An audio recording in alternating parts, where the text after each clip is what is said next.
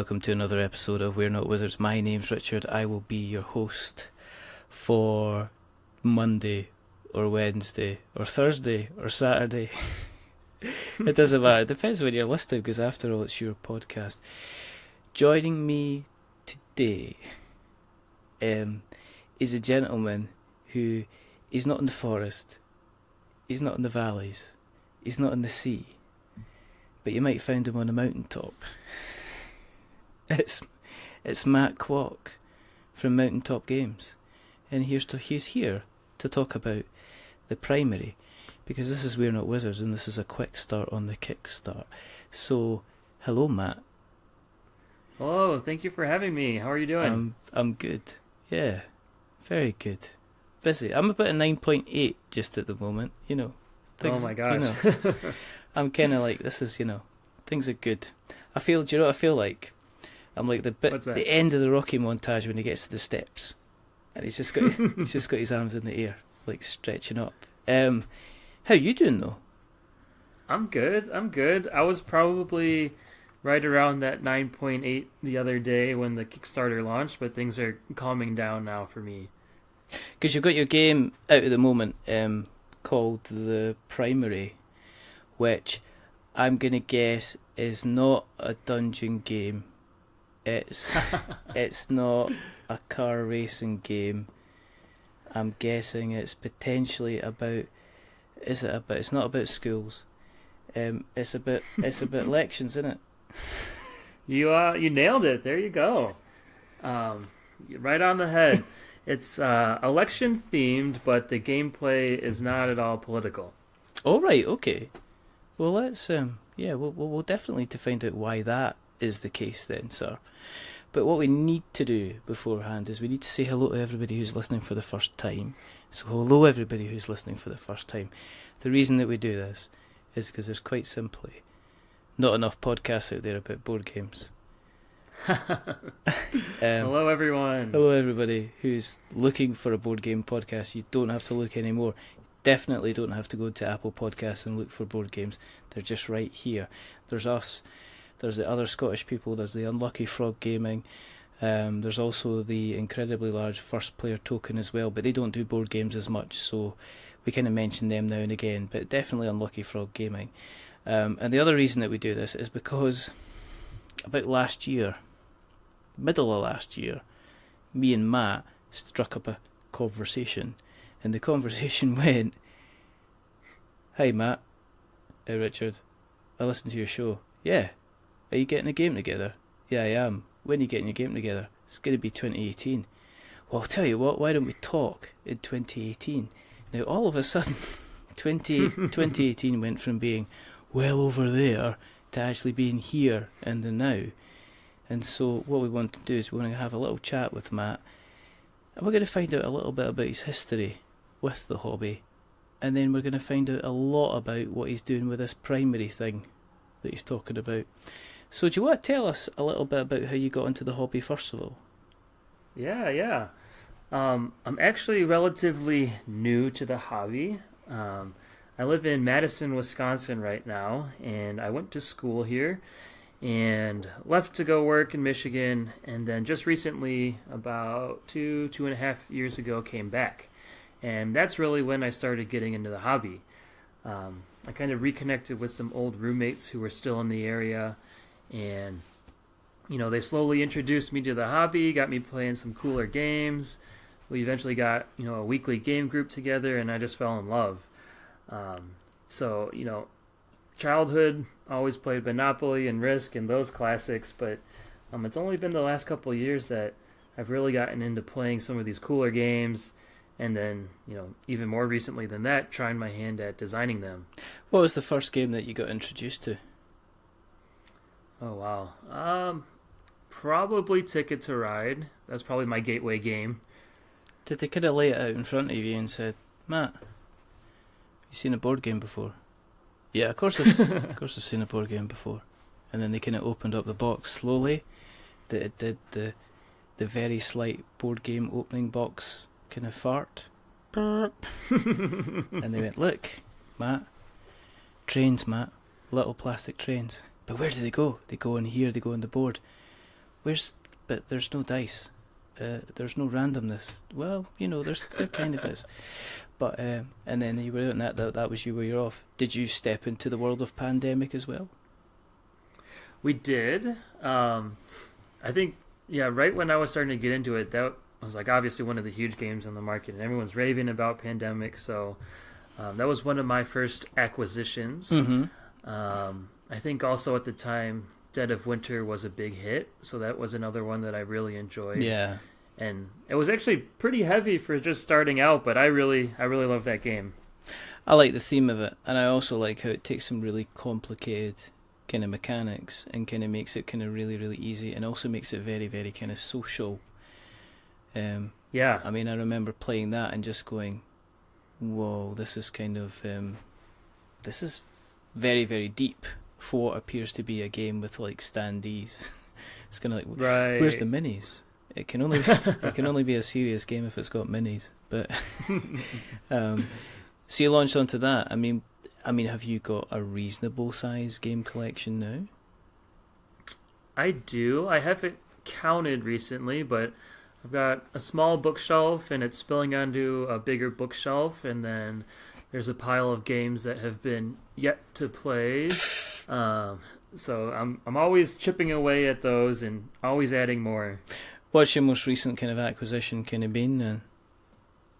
So today I bought I was at the local game store, and they just have actually a used section that's way too tempting. I was just passing by the local game store. Is that the local game store that's 25 kilometres away from me? Yeah, that one.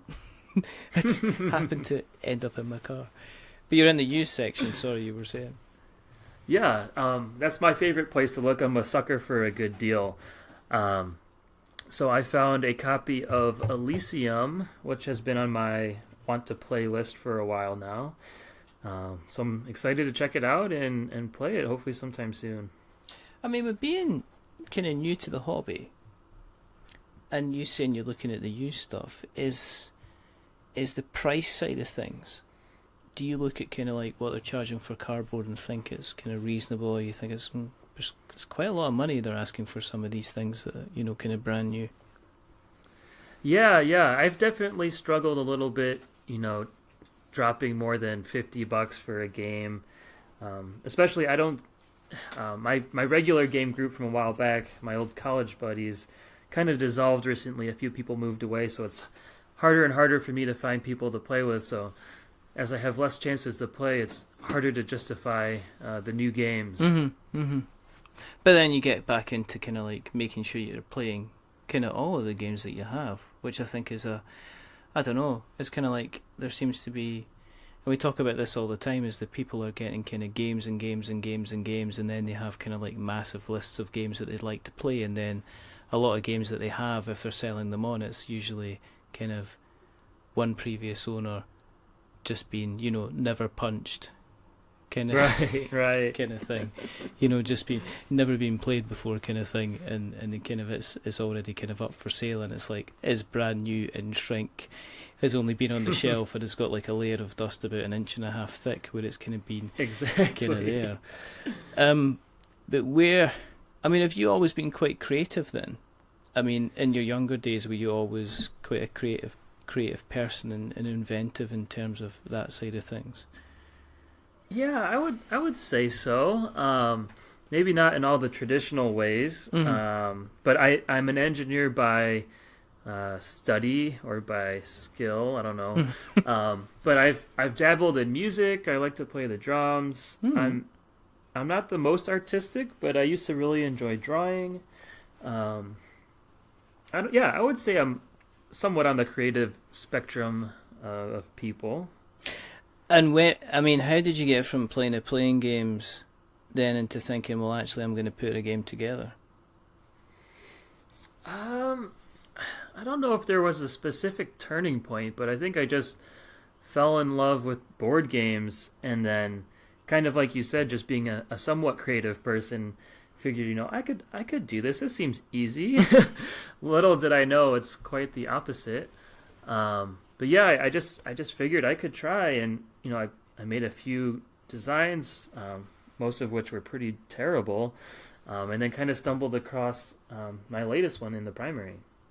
What do you mean stumbled across it? Was it just a kind of a passing thought that you went, oh, actually I can do something with this? Yeah, I think the past election cycle here in the U.S., I really got a little bit more involved in the news and following everything that was going on politically. And I think it was somewhat in my subconscious when I was following the primary elections, but I really found that to be interesting, and it kind of dawned on me that, hey, the fact that in the U.S. you have these elections where different states are voting at different points in time over a span of, I don't even know, maybe a couple weeks, as opposed to the general election where you just have, the 1, 2, or 3 candidates and everyone votes on the same day. And that's been done in games before, but the primary election is a little bit different, and I don't think it's really been done before, at least nothing that I was able to find when I was kind of doing my research. Okay. For people on the British side of the pond, Mr. Quock, what's the primary all about? Yeah, so the premise of the game is that it follows the U.S. presidential primary election process. So what that is when the two main political parties are trying to determine who their final nominee or candidate for president of the United States will become. So it's a long, drawn-out process. It's in the media for years on end. But when it actually comes down to the votes, every state has a vote at a different point in time. And I don't even know the specifics of the timing, but it takes place over probably weeks. So Iowa typically votes first, and then you kind of progress randomly throughout these states, and they all have slightly different ways that they vote or do a caucus and assign these delegates. And at the end, whichever candidate from a field of 10, 20 candidates who are running to become president, throughout this presidential primary election process, you'll finally narrow down to one person who's going to represent your party. And I kind of wanted to take that idea and abstract it a tiny bit and bring it into a board game. I mean, I guess one of the questions that will come up is, but when the election was on, there was a lot of kind of card games and I guess cash-ins that came out at the time, and yet you've waited much longer than that to bring out kind of your game. Was that because you wanted to kind of release it away from the kind of the political kind of atmosphere at that time? That you wanted people to concentrate on the game as opposed to concentrating on what was happening at the time? I think it wasn't entirely intentional. I'm not the most patient person. So the idea kind of came from, and it was inspired by the election. So I started working on it about a year ago. And, once I kind of learned about the whole Kickstarter industry and the board game industry within it, just fell in love with the idea, got put right on my bucket list. I want to do that. It seems like a really cool thing. So the design and the development progressed pretty quickly, and I just felt like, this is just something I want to do, and, I don't really want to wait. And the timing just kind of fell as it did. I think it kind of worked out in the end. It'll, if successful, it'll launch and get delivered to some backers right around the time that we'll have midterm elections here. So every 2 years there's elections in November where some of the smaller votes are at stake for senators and other representatives and local government officials. So it kind of times well with that. It kind of times all right with holidays. But I didn't really specifically wait or try to time it. Maybe I could have waited until the next presidential election and it could have gotten some more publicity or something like that. But I just didn't have the patience for it. Yeah, but would you have not felt then you would have had to make it about the kind of the candidates at the time? Because I'm looking at the Kickstarter campaign. While you seem to have drawn on to kind of different things that could happen to the candidates, positive adverts, kind of campaigns, kind of negative stuff. You don't seem to have kind of gone maybe for the stereotypical, I guess, the candidates that people would maybe expect to see. Was that kind of like a conscious decision to kind of make it a political game, but not make it necessarily about the politics of the time, because they were likely to potentially change or alter very, very quickly? Yeah, definitely. That was something that I consciously wanted to do for a couple of reasons. I think one, politics are pretty divisive, or they can be kind of a love-hate thing. Mm-hmm. So I know the theme itself might scare some people away, but I didn't want it to be so much Republican versus Democrat or conservative versus liberal.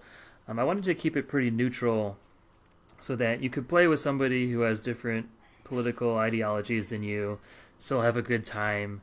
You don't have to debate anybody. You don't have to negotiate. There's not really any political nastiness in the gameplay. Mm-hmm. And that's kind of, I think part of that is because I don't really enjoy that when I'm playing games. Yeah. So that's just a natural product of kind of my tastes and my preference. Okay. But I also didn't want to scare people away or attach it too much to, okay, this candidate's going to be Donald Trump, and this candidate's going to be Hillary Clinton, and this one's going to be Bernie Sanders. I kind of wanted to just make it a little bit more neutral, a little bit more accessible to anyone. Even if you're not familiar with U.S. politics, you could still kind of get into it and have a good... So, how do you play it on a round-by-round basis? I mean, you've got the map. It looks like we've got some meeples here. We've got you've got like clear cubes as well that look delightfully like little sweets. Look delicious. You got round tokens. You've got the first player token. So, I mean, how do you actually play the game? What's the mechanics behind it? Sure. So the intent of the game is that you want to become your party's nominee for president, and you're going to move around the country. You're trying to gain influence in these regions that are voting at different points in the game. Mm-hmm. So there's 11 rounds to the game, and what you're doing is you're going to travel around the country. All the states are grouped into regions. So regions each vote during different rounds of the game. Some rounds there might be 2 regions voting, or there might be 3 regions voting, or there's even some rounds where there's going to be no votes, and you can kind of just take a break and plan and strategize. So it's a little bit of area control, and it's also some action programming. So how you make most of your moves and your actions throughout the game is every player has a small hand or deck of cards, and they're all identical, and there's a few different actions you can take where you're going to choose 4 cards from your hand, and you're going to place them face down in order that you want them to be executed. And you go around the table one at a time, and you're going to flip over your first card and execute its action. So first player does it, second player, third player, fourth player, all the way around until everyone's played all 4 of their actions.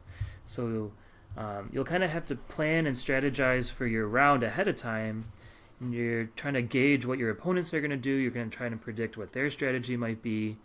And even though you've programmed your 4 actions, the cards allow some flexibility that you can react to what your opponents have done. Mm-hmm. So you might have a card, for instance, that's a plane, and your original plan was to fly into New York and hold a bunch of rallies and whip up the voters and get them excited for you for the next vote, but somebody moves there first. So when it's your turn, you flip over your plane and you say, never mind, I'm going to change my plans. I'm going to go back home to Chicago, mm-hmm. and I'm going to do all my actions there instead. So that's the meat of the game, is moving around, trying to gain influence in these regions that vote at different points in time, and you kind of have to plan out your cards. And there's some tension in a few of them in the way that you gain your influence before you can spend it in a region. You can kind of go a slow and steady route by just holding these fundraisers, a very conservative way to gain your influence, or you can also try and appeal to the super PAC, which is sort of this betting, push your luck. You're kind of guessing who's going to play the most of these cards, and whoever does gets a lot more influence. So it's a little bit more efficient, mm-hmm. but also riskier at the same time. Okay. The bot. Yeah. What is this bot thing? The Electobot 9000. What is that all about? Yeah, so there's a solo mode that I designed for the game. And the premise is that you're playing against an incumbent robot candidate. All right. And he's very well liked by the people, and he starts with a bunch of influence out there in the map. And you have to go up against him and chip away at his lead and try to become nominee for your party. The game plays pretty much the same way as the standard multiplayer version, but every round you're going to draw a bot card, and he's going to move around the map. Every card is a little bit different, so there's various criteria that reacts to the state of the board and the state of the game to determine where he moves and how much influence he spends and trying to block you from taking certain actions. So it's just a way that you can play it by yourself if you're ever inclined. Yeah, I mean, was that like a consideration? Because obviously what you've said kind of earlier on is that kind of like the game group that you were involved in has kind of like gone its own separate way. But is solo gaming, has that always been something that's kind of interested you? That's always you've been interested in doing, and is that why you kind of brought it into the game? Yeah, I mean, I originally didn't have a lot of exposure to solo board gaming. And, as I got more and more into the hobby and designing games, I started listening to a bunch of podcasts and reading a bunch of material. And I kept hearing, like, okay, various board games have designed these solo modes. And they would bring somebody on who talk about their experience. Morton, who's done stuff for Stonemeyer Games and Viticulture. I heard him talk about his process and his system, and it just seemed like a really interesting challenge as a designer, and also something that seemed pretty relevant. I know a lot of people in the industry and gamers just really look for something that offers something for the solo player. So as I learned about it, I started to play some more myself, and found that they can be pretty fun, if they're done right. So I think that's kind of how I decided, I should probably at least try to do it, and I feel like it worked out pretty well. Yeah, I think solo play is becoming it's becoming a bigger thing. I think it's becoming a bigger thing, especially for kind of Kickstarter things. I think it's one of these things that I see games that are kind of like minimum of 3 players, and that's kind of like I don't know if that kind of makes me want to play it. But something that brings kind of like in a solo variant, it's like, well, actually, that's a good thing because it allows me to potentially kind of learn the game and learn the rules.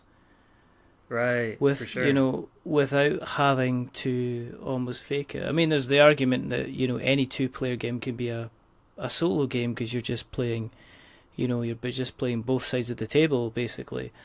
But I guess, as I say, I've seen it kind of more and more, kind of here's the solo variant, or when are you going to be doing the solo variant? I don't know if that is because we are in this lovely, warm, fuzzy place where games are kind of tripping off the river of ideas like a huge waterfall.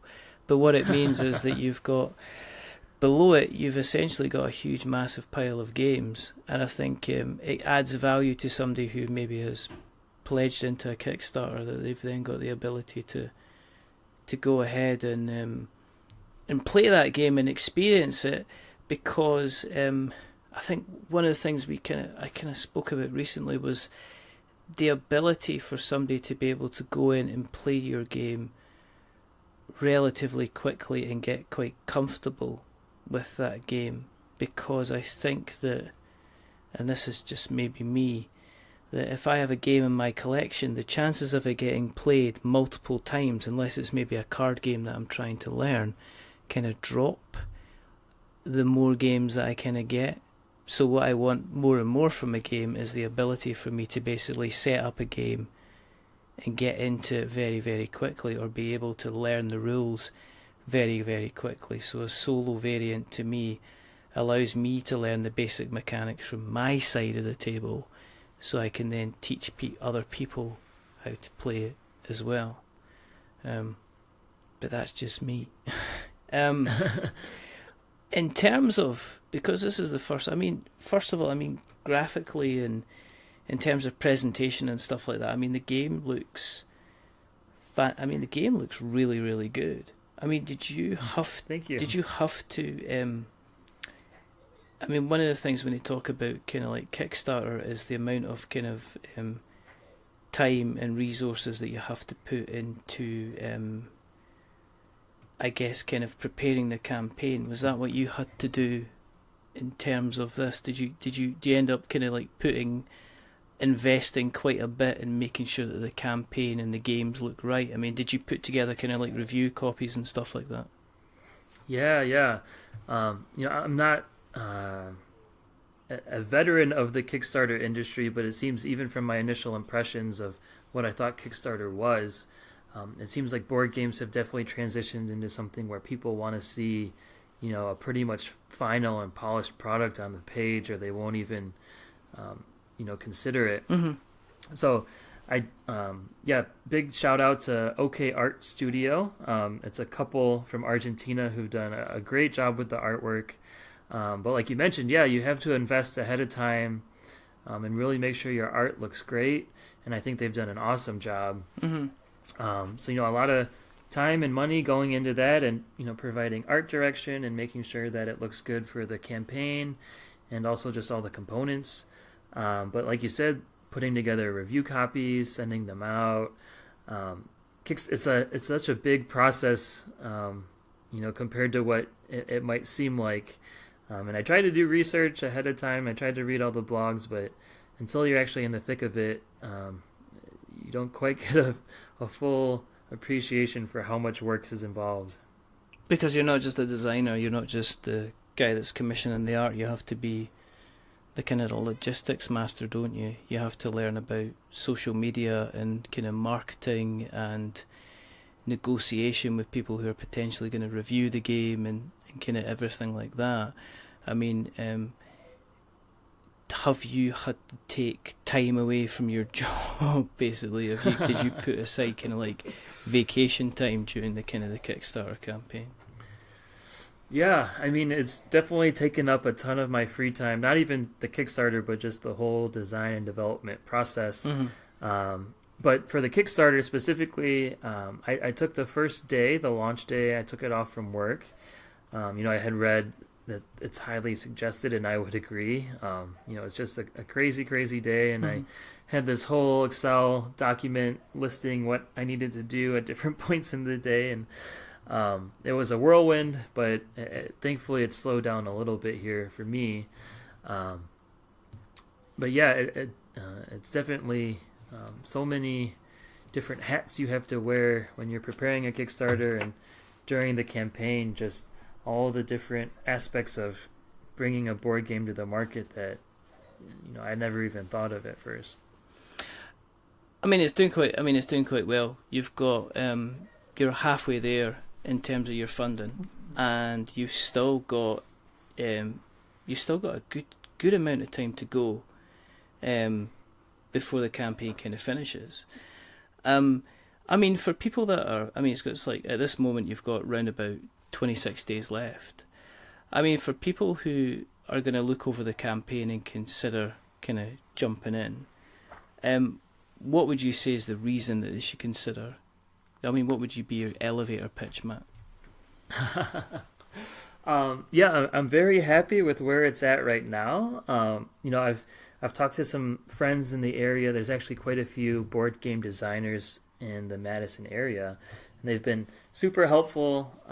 Some of them have their own custom projections for Kickstarters, so they they keep me grounded quite a bit, and they say, okay, Matt, it looks like you're gonna maybe just squeak by. Mm-hmm. So it's still quite a nerve-wracking process, but for anyone listening or thinking about backing it, don't be scared off by the theme. I know political games and politics can be divisive or polarizing, but I think the gameplay itself, independent of the theme, is pretty good. And I have some reviews on the page that hopefully feel the same way. So check those out. And if you're waffling about trying to back it now or later, We do have some stretch goals going on that are independent of funding. So if we're meeting certain achievements on social media and things like that, we're unlocking stretch goals that you can vote on. Being a election themed game, I decided to bring in some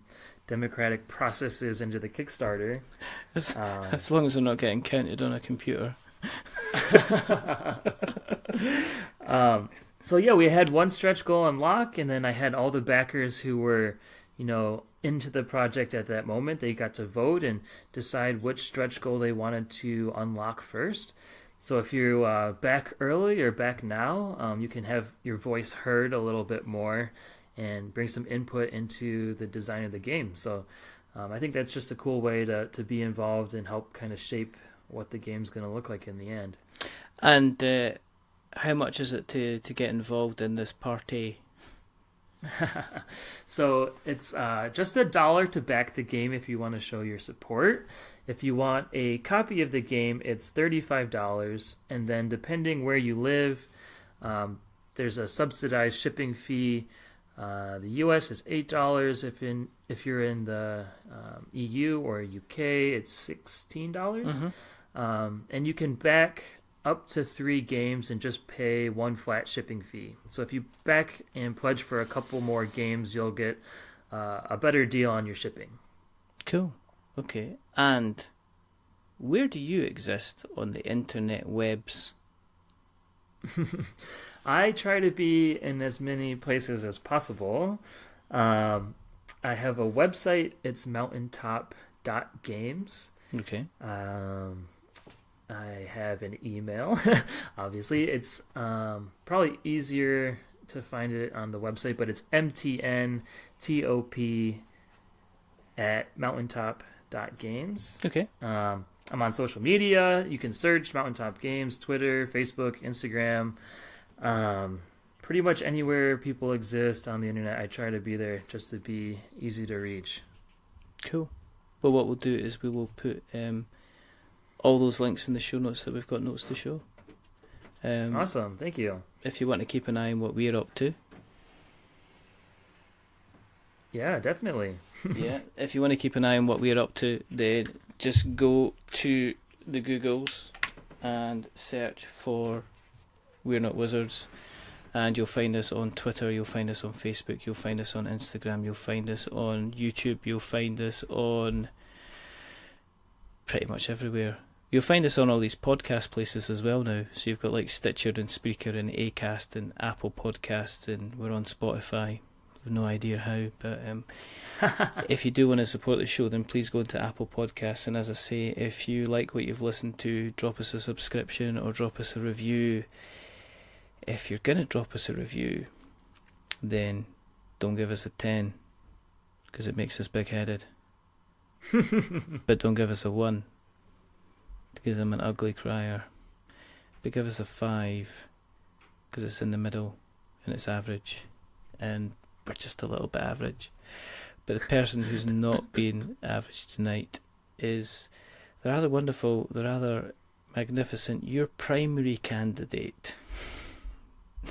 It's Mr. Matt Quock.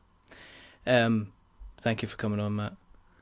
Yeah, thanks so much for having me. Best of luck with the campaign. I hope it all goes swimmingly well. You sound like you've got plenty of time to going on. There's only 2 more things to do.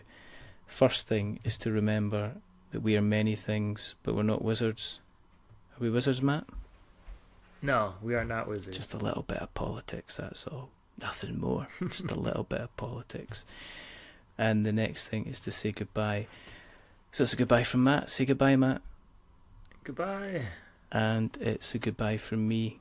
Remember, stay safe, roll 6s, and don't be tertiary, don't be secondary.